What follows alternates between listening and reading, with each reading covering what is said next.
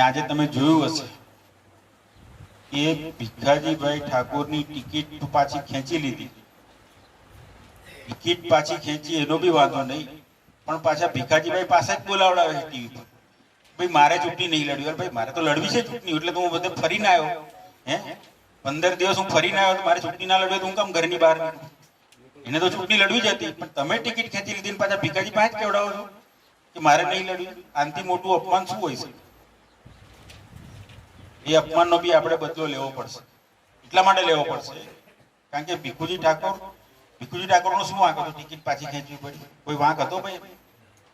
કોઈ વાંક હતો? વાંક હતો. એક વાંક હતો. એ છે ને ગરીબ સમાજમાંથી આવે છે. એકદમ ગરીબ સમાજમાંથી આવે છે અને પહેલી વાર ગરીબ સમાજના અરવલ્લી જિલ્લાના ને ટિકિટ મળેલી હતી. એટલે ભાજપ વાળાએ વિચાર્યું કે આ બધાને દિલ્હી ના બતાડાય, નહીં તો ભેદા પડે, એટલે ટિકિટ પાછી ખેંચી. એટલે ટિકિટ પાછી